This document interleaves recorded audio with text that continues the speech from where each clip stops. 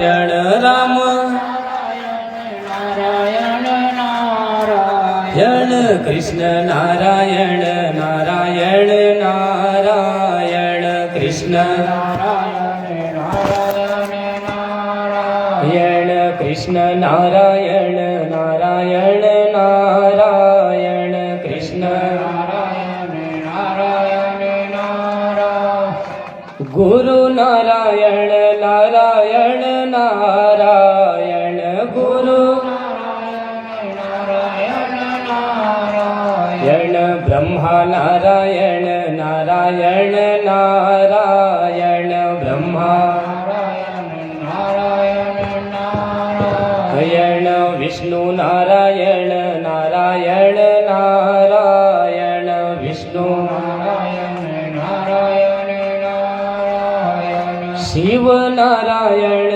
નારાયણ નારાયણ શિવ નારાયણ નારાયણ શ્રીમન નારાયણ નારાયણ નારાયણ નારાયણ નારાયણ નારાયણ ભજમન નારાયણ નારાયણ નારાયણ નારાયણ નારાયણ નારાયણ બોલે वृंदावन बिहारी लाल की।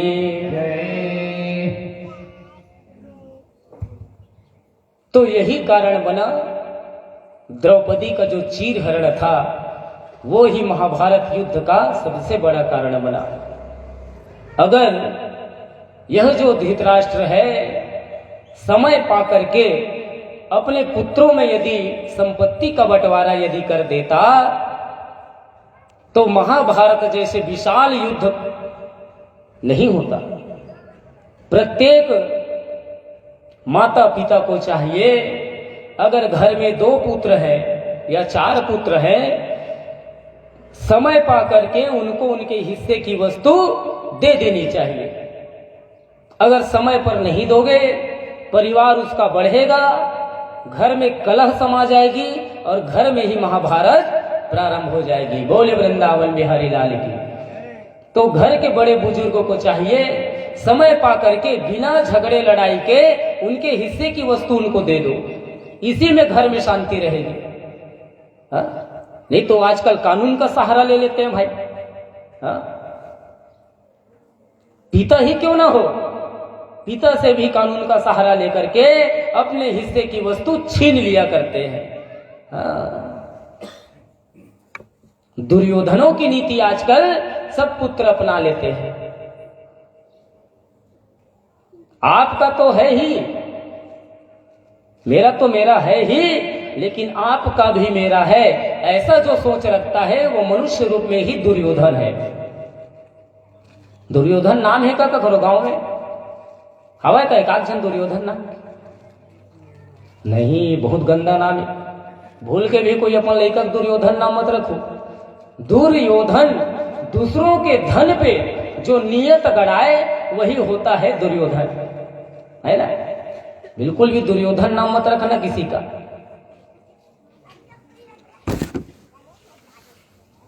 तो महाभारत युद्ध के लिए चर्चाएं होने लगी, युद्ध होना तय है। तो भगवान कृष्ण से सहायता मांगने के लिए अर्जुन गए कि भगवान, अब उसके मन में जो भी रहा होगा अर्जुन के गया। भगवान सोए थे, अर्जुन सोचे भगवान सोए हैं, उठाना उचित नहीं है। ये सोच करके पैर की तरफ खड़े हो गए, भगवान के उठने का इंतजार करने लगे। कुछ क्षणों के पश्चात दुर्योधन भी पहुंच गया युद्ध के लिए सहायता मांगने। दुर्योधन गया, भगवान को सोता हुआ देख करके वो भी खड़े हो गए सिर की तरफ। भगवान उठेंगे तभी कुछ चर्चाएं होगी, यह सोचकर भगवान की नींद खुली। कोई भी जब सोए रहेगा, चाहे कोई भी हो, जब सो के उठता है तो दृष्टि किधर जाती है? पैर की तरफ, है ना। पैर की तरफ अर्जुन बैठा था। भगवान कहे, सखा कब से आए हो, कितने देर से आए हो, उठाए क्यों नहीं? अर्जुन कहे, नहीं भगवान, आप सोए थे, अब बातें तो कर हो ही जाती है, हाँ, आपकी नींद भी तो जरूरी है, इसलिए नहीं उठाया। दुर्योधन ने पीछे से आवाज दिया, ओ कन्हैया, मैं भी खड़ा हूं, पहले मुझसे बात करना था। भगवान कहे, देखो दुर्योधन, जो कोई भी सो के उठता है पहले तो पैर की तरफ ही दृष्टि जाती है, हाँ? तो पहले मैंने अर्जुन को देखा, इसलिए अर्जुन से मैंने बात किया, और तुम तो सिर की तरफ खड़े हो। कभी भी किसी से याचना करने जाओ तो ये हमेशा ध्यान में रख लो, दिनहीन भाव से ही जाओ। भगवान की शरण में यदि जाओ तो सबसे पहले चरण का ही दर्शन करो, बाद में मुखमंडल का, यही नियम है। इस प्रकार भगवान कहे, कहो क्या चाहते हो? दुर्योधन कहे, बस युद्ध के लिए सहायता लेने आए हैं आपसे। तो भगवान कहे, ठीक है, क्या सहायता चाहिए? चलो ठीक है, एक तरफ मेरी पूरी नारायणी सेना रहेगी और दूसरी तरफ केवल मैं, लेकिन मैं युद्ध में हथियार नहीं उठाऊंगा, कहे अस्त्र शस्त्र मैं धारण नहीं करूंगा। दुर्योधन कहे, अब तुम शस्त्र उठाओगे नहीं, युद्ध करोगे नहीं, तो युद्ध भूमि में आपको ले जाकर के आरती तो करूंगा नहीं, आपकी आरती थोड़ी उतारूंगा वहां ले जाकर के, अपनी नारायणी सेना ही दे दो, कहे। दुर्योधन चला गया, अर्जुन बैठे हैं। भगवान कहे, अर्जुन तुम तो ठगा गए सखा, तुम ठगा गए। अर्जुन कहे, वो तो समय बताएगा भगवान कि मैं फायदे में हूं कि नुकसान में, हा? आप हमेशा धर्म की तरफ होते हो और धर्म कभी आपके रहते झुक नहीं सकता, धर्म कभी हार नहीं सकता, क्योंकि धर्म संस्थापनार्थाय संभवामि युगे युगे। अर्जुन के प्रेम को देख करके आज भगवान प्रसन्न हो गए। इसी प्रेम की वजह से, अर्जुन के प्रेम की वजह से उनके सारथी बनने के लिए भी तैयार हो गए भगवान। युद्ध होना निश्चित हो गया, जगह का चयन करना है कि युद्ध होगा कहां, हाँ? युद्ध होगा कहां? तो धर्म क्षेत्रे कुरुक्षेत्रे समवेतायुर्षवः मामकाः पांडवश्चैव किम कुर्वत संजया। धर्म क्षेत्रे कुरुक्षेत्रे, एक बार युद्ध भूमि का चयन करने के लिए भगवान कृष्ण अर्जुन को लेकर के युद्ध के लिए सही स्थान खोजने निकले। गए, यही कुरुक्षेत्र में जाकर के एक ऐसा दृश्य देखे कि रथ रोक दिए। अधिक वर्षा हो रही थी, पिता और पुत्र फसल खराब ना हो जाए यह सोच करके खेत में गए। खेतों में पानी भरने लगी, इसलिए मेड़ को फोड़ने लगे, काटने लगे। लेकिन जगह देख देख करके जहां पर मेड़ को काटना था वहां काटे, जहां पे बांधना हो वहां बांधे। लेकिन ऐसा समय आ गया, इतनी गति थी उस वर्षा के जल में,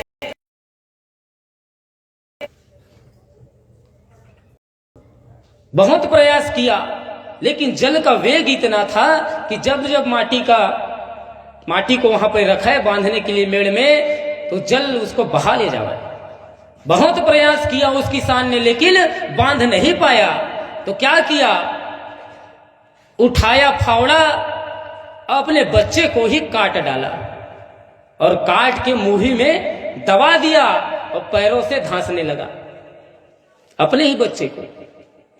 भगवान कहे, देख ले अर्जुन, यही वो स्थान है जहां पर महाभारत जैसे युद्ध को पूर्णता की ओर ले जाया जा सकता है। यही वो भूमि है जहां बाप और बेटे में कोई मोह माया नहीं है, और जहां मोह माया नहीं रहेगा वहीं पर ही महाभारत की युद्ध की जा सकती है। झंडा गड़ा करके आ गए, यही वो स्थान है, कुरुक्षेत्र।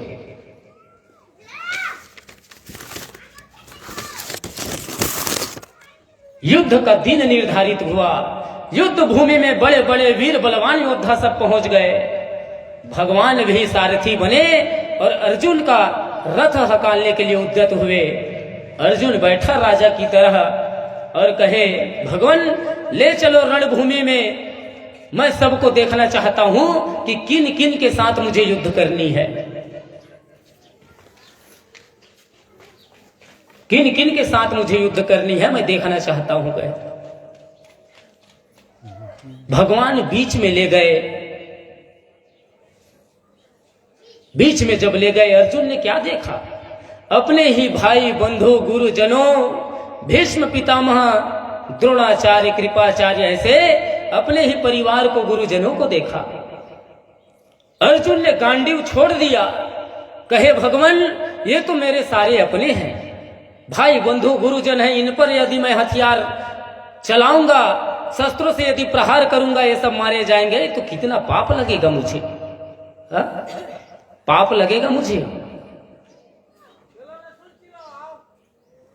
सभी मेरे भाई हैं, गुरुजन हैं। अगर ये मर गए, इनकी सारी पत्नियां विधवा हो जाएगी। हा?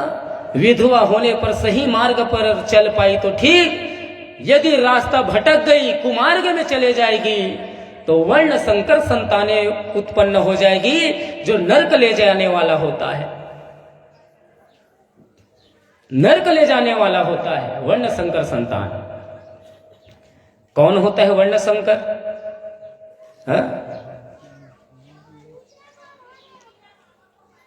लड़का दूसरे धर्म का, दूसरे कास्ट का, है ना, और लड़की दूसरे कास्ट की।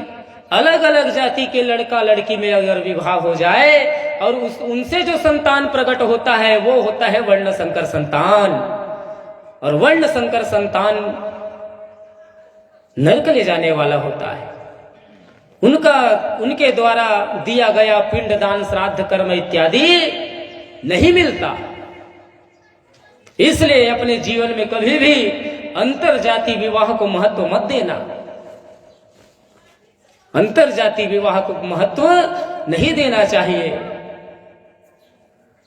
अरे जिन माता पिता ने बचपन से पाल पोस करके बड़ा किया, उन्हीं की आंखों में धूल झोंक करके यदि जो बच्चा अंतर जाति विवाह कर लेता है, ऐसे बच्चों के लिए भगवान ने नरक, घोर नरक तैयार किया हुआ है। रौ रौ नाम करके नरक में जलना पड़ता है जो अंतर जाति विवाह को महत्व देते हैं। ये हमारे शास्त्रों की कथन है।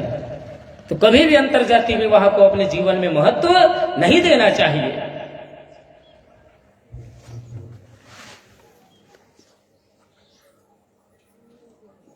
अर्जुन कहे, भगवान मैं युद्ध नहीं कर सकता। विषाद हो गया, मोह हो गया परिवार के प्रति, वही मोह जो हम सबको हो चुका है। हो ही नहीं दुखित भैया?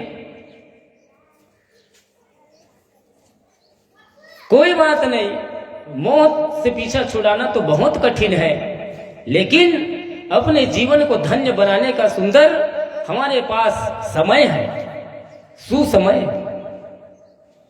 यदि भगवान ने हमें धन दिया है तो समय पाकर के सुंदर धर्म के कार्य कर लेना चाहिए। भगवान की अमृतमय कथाएं, उनके भजन संकीर्तन से यह जीवन धन्य हो जाता है। यह जो आत्मा है परमात्मा के लायक हो जाया करता है। इसलिए धन पाकर के धर्म का काम अवश्य करें। जो धन रखा है, जरूरत से ज्यादा जो धन रखता है, धर्म के कार्य नहीं करता, दान पुण्य नहीं करता, तो ऐसे व्यक्ति को शास्त्रों में चोर बताया गया है। बोले वृंदावन बिहारी लाल की। जो जरूरत से ज्यादा धन रखता है वो चोर है, इसलिए सावधान। हाँ?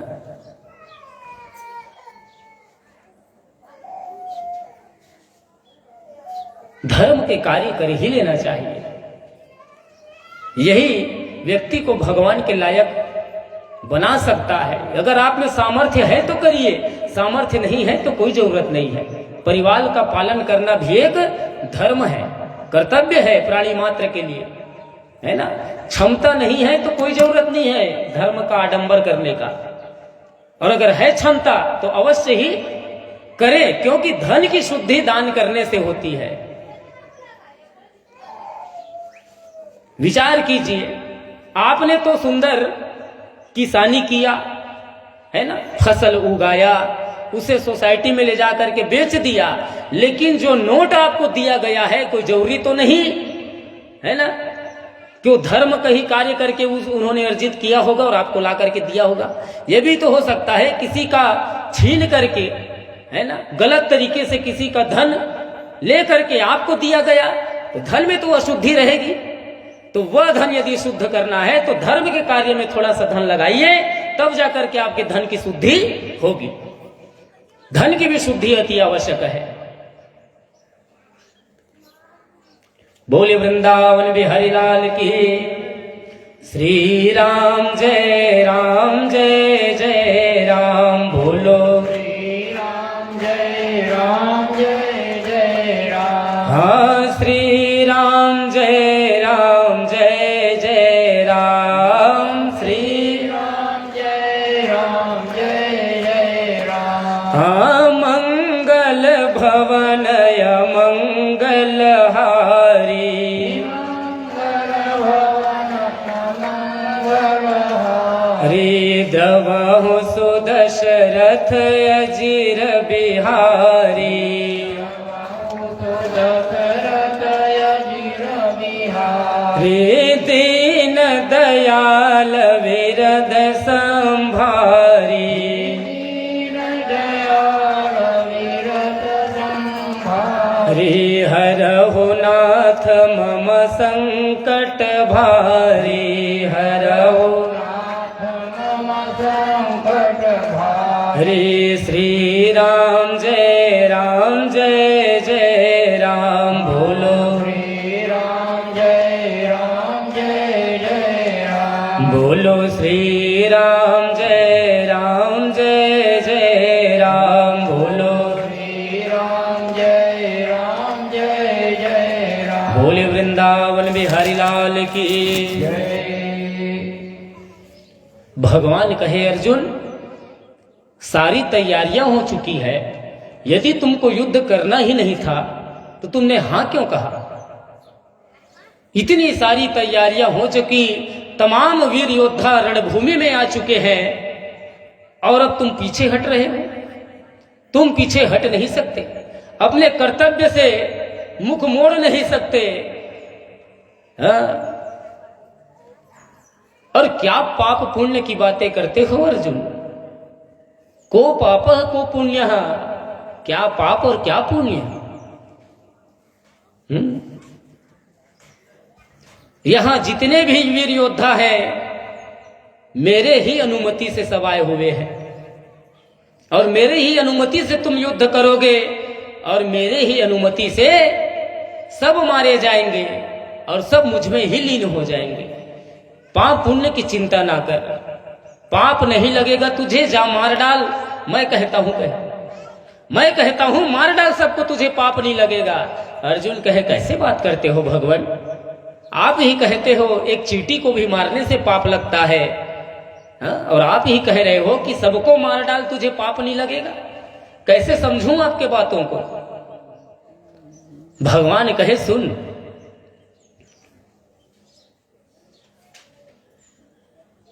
अगर तुम अपने आप को कर्ता मान करके यदि किसी को मारोगे तब तुम्हें पाप लगेगा। कर्ता मत मानो कि मैं मार रहा हूं, तुम मेरे कहने से मारोगे तो तुम्हें पाप नहीं लगेगा, और तुम ये सोच के मारोगे कि मैं ही सबको मार रहा हूं तब तुम्हें पाप लगेगा। बोले वृंदावन बिहारी लाल की। तो कर्ता मानना खुद को छोड़, हाँ? और पंडित की तरह वार्तालाप करना छोड़, पाप पुण्य की बातें मत कर। असोच्या नन्व सोचस्तवम प्रज्ञावादांश भास से गतासून गता सोचा नाम सोचंति पंडिता। पंडित लोग कभी विचार नहीं करते, हाँ, पाप पुण्य का नहीं सोचते, क्योंकि उनको भली भांति ज्ञात होता है कि क्या करना है और कब क्या नहीं करना है। पाप पुण्य का विचार मत करो। अर्जुन कहे महाराज आपकी बातें मुझे समझ में नहीं आ रही, थोड़ा उदाहरण दे करके कुछ समझाइए तब समझ में आएगी। भगवान कहे सुन अर्जुन कहे, तुमने सबको अपना मान लिया, इसलिए तुम मोह में फंस चुके हो। इस मोह से हटो, मोह रूपी पर्दा जो तुम्हारे आंखों के सामने छाई है उस जाला को साफ करो। जैसे अर्जुन, एक लड़की एक लड़का कॉलेज जाते हैं, कॉलेज में साथ में एक ही बेंच में बैठते हैं, है ना?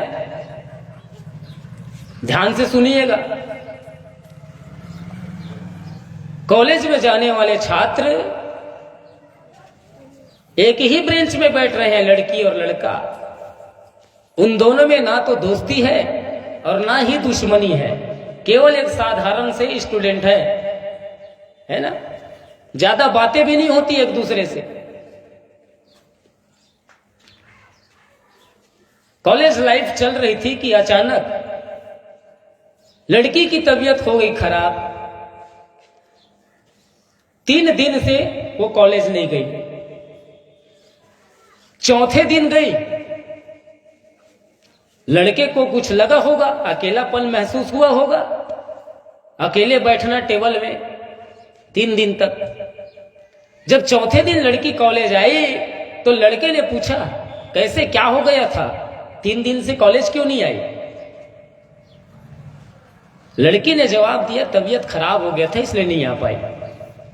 लड़के ने कहा चलो ठीक है कोई बात नहीं, अब तो ठीक हो ना? हाँ ठीक। समय बीता, उस लड़के को उस लड़की से प्रेम हो गया, हाँ? प्रेम हो गया। और जैसे ही कॉलेज लाइफ पढ़ाई लिखाई खत्म हुई, दोनों ने शादी कर लिया। और जब शादी हुआ, शादी के बाद फिर लड़की की तबीयत खराब हो गई, हाँ? लड़की की तबीयत शादी के बाद जब खराब हुई तो लड़के को होने लगी चिंता। बोले वृंदावन बिहारी लाल की। हाँ, शादी के पहले कोई चिंता नहीं थी, वो लड़की मर जाती तो भी फर्क नहीं पड़ता, है ना? लेकिन अब शादी हो गई तो अपना मान लिया, है ना? परिवार का सदस्य मान लिया, अपना मान करके उसी में लिप्त हो गया, प्रेम करने लगा। अब उसको चिंताएं होने लगी, दवाई ला, ये कर वो कर, हाथ ला पैर ला मुंह ला, दबार भैया वो करते जीवन भर। अपन मान डरे, नहीं जानते रहे तब तक, शादी नहीं हो रही तब तक, तय कौन मैं कौन। तो भगवान इसी तरह समझा रहे हैं कि अर्जुन तुम परिवार के प्रेम में बह गए हो, सही और गलत, धर्म और अधर्म को समझ नहीं पा रहे हो। अपना अपना कहना ही हमारे दुख का कारण होता है।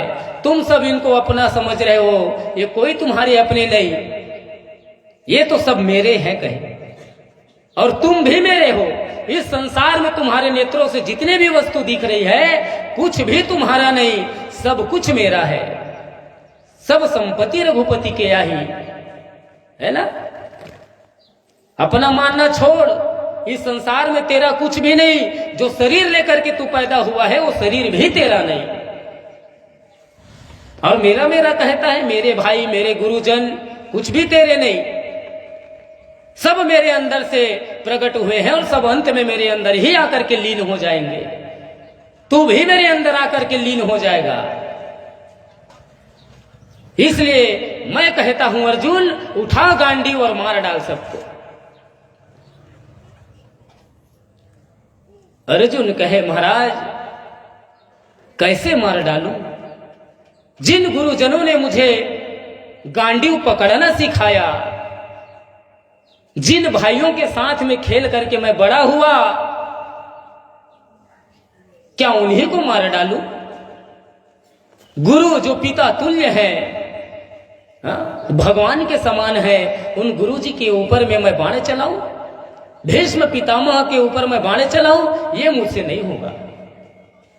भगवान कहे तुम अभी भी नहीं समझ पाए अर्जुन, तुम हो ही नहीं, तुम भी मैं हूं, हा? और वो सब भी मैं ही हूं। संसार में मैं के अलावा तो है ही नहीं कुछ। मैं परमात्मा का ही नाम है। हा? अच्छा ये बताओ, मैं किथों नहीं है? नहीं, मैं ऐसा हूं, मैं वैसा हूं, ये मेरा है, वो मेरा है। जैसे दुखित नाम है नहीं? तोला दुखित नाम से जानते पूरा गांव चल तही बता, तोर शरीर में दुखित कौन मेरे लगे थे? तो सब शरीर के नाम तो अलग अलग है। एला हाथ के थे, चलथा सोला पैर की थे, एला तो सिर की थे, आंख नाक मुंह कान, शरीर के हर अंगों का तो नाम है। फिर दुखित किस जगह को कहते हैं? है? अरे माता पिता तो अपने स्वार्थ के लिए अपने बच्चों का नाम रखते हैं। अगर भीड़ में बच्चा चला जाए तो बुलाते बन जाए, है ना? प्रेम के वजह से, स्वार्थ की वजह से माता पिता अपने बच्चों का नाम रखते हैं। नहीं तो प्रत्येक शरीर का तो अंग का अलग अलग नाम है। तो मैं करते हो, वो मैं कहां छिपा है? दिखता है, कभी देखे हो? वो मैं दिखता नहीं है। मैं कहने वाला है कौन? ईश्वर ही होता है हमारे अंदर। उसी को हम अज्ञानवश समझ नहीं पाते। मैं और मेरा में अहंकार में हम डूब जाते हैं। इसीलिए कहते हैं बड़े बड़े साधु महात्मा ऋषिजन, मैं और मेरा कहना छोड़ दे, जीवन धन्य हो जाएगा। मैं कहना तो अहंकारी का काम होता है। मैं बकरा करता है, बकरा मैं तो बकरे की तरह ये रट लगाना छोड़ दो। मैं अहंकार सूचक शब्द है, मनुष्यों को यह शोभा नहीं देता। हम का उपयोग करिए, है ना? हमने ये सोचा, हमने वो किया, ऐसे बोल सकते हैं। मैं मत बोलिए, मैं मत लगाइए शब्दों में।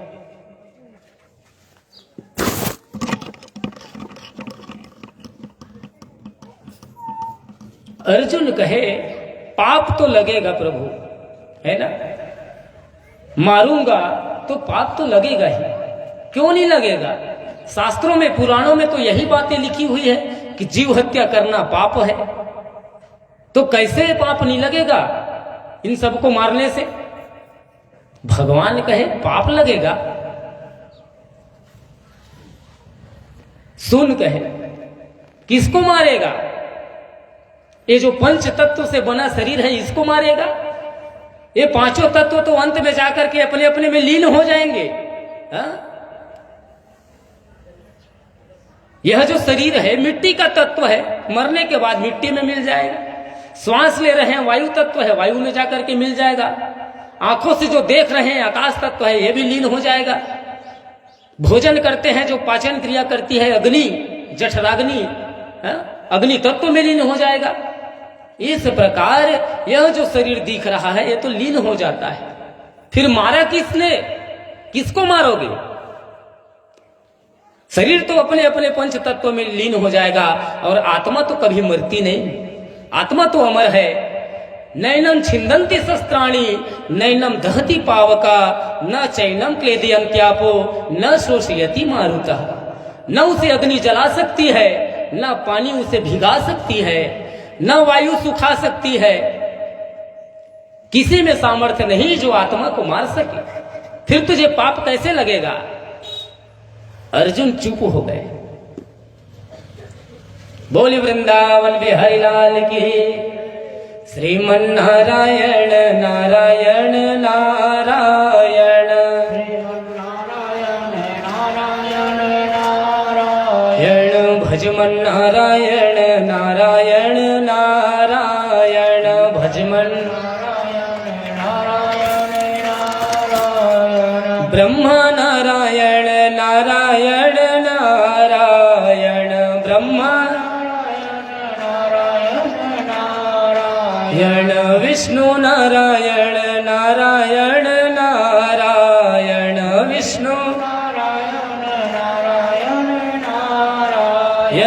शिव नारायण नारायण नारायण, शिव वृंदावन में हरिलाल की। अर्जुन उस समय कुछ नहीं बोल पाया, क्योंकि भगवान के बातों में वजन थी, है ना। भगवान ने स्पष्टता से बता दिए, पांचों तत्व पांचों में जाकर के लीन हो जाएंगे, आत्मा तो मरती नहीं, फिर तुम किसको मारोगे? कहे तुम किसको मारोगे? यहां तो कोई मरने वाला मुझे दिखाई नहीं देता। अरे मैं कह रहा हूं, इन सब के ऊपर शस्त्र चला, मार डाल। पाप पुण्य जैसी कोई चीज ही नहीं होती अर्जुन। मैं जब तक हूं तुम्हारे साथ, ये पाप पुण्य तुम्हें लगेगा ही नहीं। कहे उठा गांडीव, चला बाण।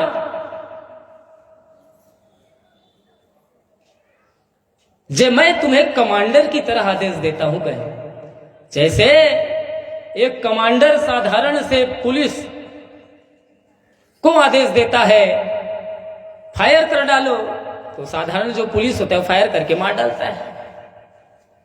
उसी तरह मैं तुम्हें आदेश देता हूं। जैसे इसी गांव में एक लड़का पुलिस में है और अचानक यहीं पे झगड़ा झंझट दंगा फसाद चालू हो गया। हाँ? पुलिस आए पूरे डग्गा के साथ में। हाँ? गांव के सरपंच जैसे फोन कर दिया, यहां दंगा फसाद चालू हो गया है, तो पुलिस आ गई। आते ही अश्रु गैस डाला, लेकिन अश्रु गैस से कंट्रोल नहीं हुआ। तो साधारण से पुलिस ने जाकर के अपने कमांडर से कहा, महाराज अश्रु गैस से काम नहीं चल रहा, कुछ और बताइए। जाओ लाठी चार्ज करो। कहे लाठियों से भी नहीं माने। फिर आकर के कहे लाठियों से भी नहीं मान रहे, अब क्या करे? कहे गोलियां चला दो। कहे कमांडर ने आदेश किया, जाओ गोलियां चला दो। उस साधारण से सिपाही ने आकर के गोलियां चलाई। उसके ही माता पिता थे उस दंगा फसाद के बीच में, वो भी मर गए उसके गोलियों से। तो कानून क्या सजा देगी उस सिपाही को? कैसे दुखित भैया, सजा दी उस सिपाही ला? नहीं दे। काबर नहीं दे? क्योंकि कानून के जो अधिकारी हैं उन्होंने आदेश दिया है मार डाल। तो कानून उसको सजा नहीं देगी, क्योंकि उस सिपाही ने कानून को ही मद्देनजर रखते हुए कार्य किया है।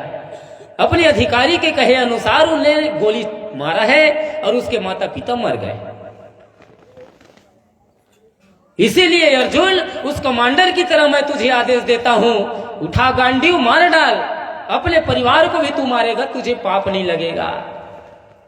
हा? पाप पुण्य को तो मैं ही प्रकट करता हूं। कहे जैसे कानून बनाने वाले ने आदेश दिया तो उसे सजा नहीं हुई। कानून का पालन किया उस पुलिस ने तो उसको सजा नहीं हुई। ठीक उसी प्रकार मैं तुझे आदेश देता हूं और पाप पुण्य तो मैं ही प्रकट करता हूं, इसलिए ना तुझे पाप लगेगा ना पुण्य लगेगा। मार डाल सबको। तू एक निमित्त मात्र है, सारा करता तो मैं हूं करने वाला।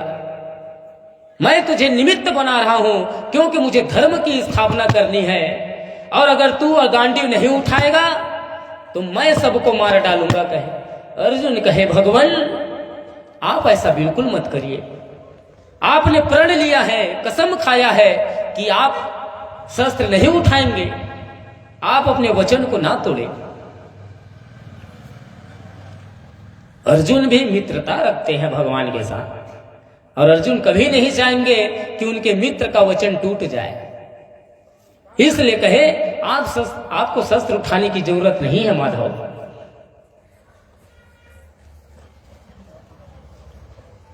बहुत समझाया अर्जुन को, लेकिन ये नहीं माना। भगवान ने अंत में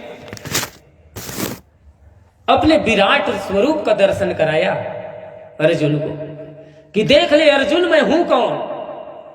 सारा संसार मुझ में है और सारे संसार में मैं ही हूं। मुझसे परे इस जगत में और कुछ भी नहीं। एक कंकड़ से लेकर के सबसे बड़े ग्रह तक के सब में मैं ही विराजमान हूं। मेरे अलावा संसार में कुछ भी नहीं। तुम्हारे अंदर भी मैं हूं और मेरे अंदर भी तुम ही हो। भगवान ने जोर से श्वास खींचा विराट रूप ने। अर्जुन रथ समेत भगवान के पेट में चले गए और वहां क्या देखा? पूरे ब्रह्मांड को देखा। युद्ध भूमि में, रण क्षेत्र में तमाम सैनिकगण खड़े हैं, सबको देखा। अपने आप को देखा। भगवान कृष्ण को भी अंदर ही देखा, जो गीता उपदेश अर्जुन को दे रहे हैं। सारी सृष्टि को देख लिया अर्जुन ने। भगवान ने जब सांस छोड़ा तो वापस अर्जुन बाहर आए। पैर पकड़ लिए अर्जुन, कहे भगवान अब आप जो भी कहोगे वो मैं करूंगा। मेरी मन में सारी भ्रांतियां मिट गई, आप जो कहोगे मैं वही करूंगा। तब अर्जुन ने गांडी उठाया, महाभारत युद्ध प्रारंभ हुआ और देखते देखते में युद्ध में पांचों पांडव विजयी हुए। कौरव पूरी तरह समाप्त हो गए। धृतराष्ट्र बचा था। धृतराष्ट्र ने अंत में भगवान कृष्ण से पूछा कि कन्हैया, कारण क्या था कि मेरे जीते जी मेरे 100 पुत्र मारे गए और मैं अंधा भी हुआ? इतना मेरा कर्म खराब था क्या पूर्व जन्म में? मेरा एक ऐसा कौन सा कर्म बिगड़ गया जिस वजह से मैं अंधा पैदा हुआ और मेरे जीते जी मेरे 100 पुत्र मर गए? जरूर मैंने कुछ ना कुछ ऐसा गलत तो किया था पूर्व जन्म में, जिसका यह फल मुझे मिला है। तो भगवान से कहे ऐसा मेरा क्या कर्म था, मैं जानना चाहता हूं, बताओ मुझे। भगवान कहे जानना चाहते हो तो सुनो। कहे पूर्व जन्म में तुम राजा ही थे। राजा, तुम्हारे राज्य में एक ब्राह्मण और ब्राह्मणी रहते थे, बड़े ही धर्मात्मा। उनके कोई संतान नहीं थे, लेकिन उस ब्राह्मण और ब्राह्मणी ने अपने घर में हंस और हंसिनी का जोड़ा पाल रखा था। अपने संतान के समान उस हंस और हंसनी को पाल करके रखे थे घर में। 3 पन व्यतीत हो गया उस ब्राह्मण और ब्राह्मणी के। उन्होंने सोचा क्यों न हम तीर्थों में भ्रमण करने जाए। पहले के जमाने में तो ऐसे इलेक्ट्रॉनिक गाड़ियां थी नहीं, है ना। अभी तो बस, हेलीकॉप्टर, जहाज, ऐसे सब इन सब का सहारा लेकर के, है ना, तीर्थ भ्रमण कर लेते हैं भाई। लेकिन पहले तो ये सब था नहीं। जहां भी तीर्थ घूमना होता तो पैदल ही घूमना होता था। जैसे श्रवण कुमार ने कांवड़ में लेकर के अपने माता पिता को घुमाया। तो इस प्रकार दोनों ब्राह्मण और ब्राह्मणी ने सोचा कि क्यों ना हम तीर्थ भ्रमण करने जाएं। संतान तो है नहीं हमारे, चलो तीर्थ भ्रमण कर लेंगे तो हमारी मुक्ति हो जाएगी। लेकिन हमारे तीर्थ घूमने में ये तो बाधा है। क्या है बाधा? हंस और हंसिनी। इसको रखेगा कौन? कौन पालेगा इसे हमारे आते तक? गांव के सरपंच से पूछे हम तीर्थ भ्रमण करना चाहते हैं, हमारे हंस हंसिनी को कौन रखेगा? हम चाहते हैं हमारे आते तक कोई इसका देखभाल करे। सरपंच ने कहा कि महाराज, हमारे जो राजा हैं वो बड़े ही दयावान हैं, कृपावान हैं, क्यों ना आप उनके पास चले जाएं, वो आपकी मदद अवश्य करेंगे। तीर्थों में भ्रमण करने के लिए आपको हो सकता है थोड़ा बहुत धन इत्यादि भी दे दे। वो ब्राह्मण सीधा चला गया राजा के पास। राजा से कहे, हे राजन, मेरे कोई संतान नहीं, इसलिए मैं तीर्थों में भ्रमण करना चाहता हूं। मेरे जीवन का 3 पन व्यतीत हो चुका है, तो मैं चाहता हूं, मैंने हंस और हंसिनी घर में पाल रखा है, हमारे तीर्थ से आते तक आप इस हंस और हंसिनी को संभाल करके अपने पास में रखें, मैं ये चाहता हूं। राजा ने कहा, ब्राह्मण देवता, निश्चिंत होकर के आप तीर्थों में जाइए और हंस हंसिनी को ला करके मेरे पास छोड़ दीजिए। आपके आते तक मैं हंस और हंसिनी को संभाल करके रखूंगा। कहे ब्राह्मण देवता हंस हंसिनी को राजा के पास में छोड़ दिए, अपनी धर्म पत्नी को साथ में लिए और निकल पड़े तीर्थों में भ्रमण करने। बहुत समय बीत गया तीर्थ में भ्रमण करते करते। इसी बीच उस हंस और हंसनी ने अंडा देना प्रारंभ किया। हंसनी ने अंडा देना प्रारंभ किया। जब पहली बार अंडा दिया, उस हंसिनी ने, सैनिकों ने आकर के बताया राजा को कि राजन, हंसिनी ने अंडा देना प्रारंभ किया है, क्या किया जाए अंडे का? राजा ने कहा, जीवन पर्यंत मैंने है बहुत सारे पक्षियों का अंडा खाया, लेकिन हंसिनी का अंडा मैंने आज तक अपने जीवन में नहीं खाया। एक काम कर, अंडा ले आ और सुंदर उससे कुछ खाने की वस्तु बनाया जाए और चख करके देखा जाए। कहे अंडे को मंगा करके बनाए, मिर्च मसाला इत्यादि डाल करके, और राजा जब अंडे का स्वाद चखे तो प्रसन्न हो गए। अरे इसमें तो बड़ा स्वाद है। राजा ने आदेश दिया सैनिक को कि सैनिकों, जब जब ये हंसिनी अंडे देते जाएगी, ला करके मुझे सुंदर देते जाना, मैं खाते जाऊंगा। कहे बोले वृंदावन बिहारी लाल की। वो जो हंसिनी है अंडे देते गई, और ये राजा उस अंडे को मंगा करके खाते गया। हंसिनी ने सोचा, ब्राह्मण और ब्राह्मणी ने कितना बड़ा भरोसा किया था राजा के ऊपर, लेकिन ये राजा तो विश्वासघाती निकला। हा? राजा के ऊपर विश्वास करके हम दोनों को छोड़ दिया, लेकिन ये विश्वासघाती निकला।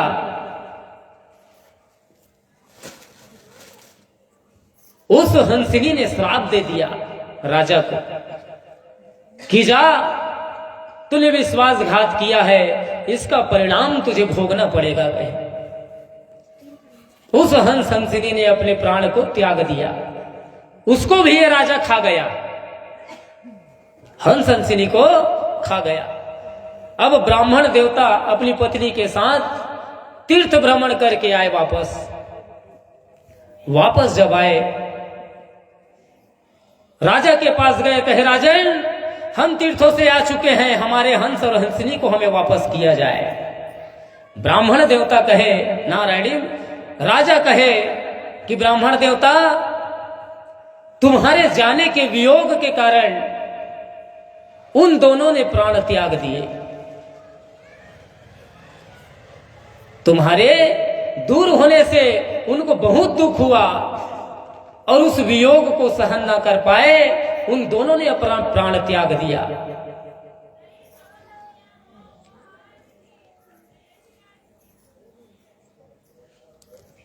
ब्राह्मण देवता समझ गए, ये राजा विश्वासघाती है, मैंने इसके ऊपर अंधा विश्वास किया और इसने मेरे साथ बहुत बड़ा विश्वासघात किया। सैनिकों ने बता दिया, ब्राह्मण देवता को कि इसने मार करके खा गया। ब्राह्मण ने श्राप दिया, जा तू विश्वासघात किया है, हमने तुम पर अंधा विश्वास किया था आंख मूंद करके, लेकिन विश्वास को तूने तोड़ा। जा हम तुझे श्राप देते हैं, अगले जन्म में तू अंधा जन्म लेगा कहे। यही ब्राह्मण के वजह से ये धृतराष्ट्र राजा अंधा पैदा हुआ और उस हंसनी के 100 अंडे खा गए। हंसनी ने भी श्राप दिया था कि जा, जिस प्रकार हमारे जीते जी हमारे 100 पुत्रों को तू खा गया, ठीक उसी प्रकार तेरे जीते जी भी तेरे 100 पुत्र मर जाएंगे कहे। यही हंस हंसनी के श्राप की वजह से धृतराष्ट्र के 100 पुत्र कौरव मारे गए और ब्राह्मण देवता के श्राप की वजह से अंधा पैदा हुआ। भगवान कृष्ण इस प्रकार से बताए। तो देख लो अंडा खवैया का गति होते हैं। अंडा नहीं खाना चाहिए। अंडा खा रही से राजा 100 अंडा जीते जी 100 पुत्र मर गए।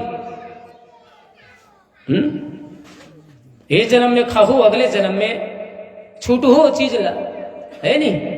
तो नहीं खाना चाहिए अंडा। खात हो तीन छोड़ दो है। आदमी के मारे कहीं नहीं बचाएगा, सब लखा जाते है। कुछ नहीं बचाए, कीड़ा मकोड़ा नहीं बचाएगा है।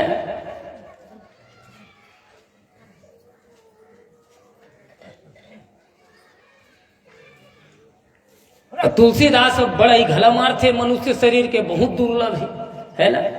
अरे मानुष तन दुर्लभ है, अरे मिले न बारंबार, पत्ता टूटे वृक्ष से बहुरी न लागे डार। अरे एक बार मिला है मनुष्य शरीर, बार बार नहीं मिलता। देवता भी तरसते मनुष्य शरीर के लिए, लेकिन नहीं मिलता प्यारे। मनुष्य शरीर मिला है, सुंदर सत्कर्म में अपना समय व्यतीत करो, ना कि किसी जीव की हिंसा करो, है ना। हिंसा त्यागो, सात्विक भोजन प्राप्त करो, इसी में जीव का कल्याण है।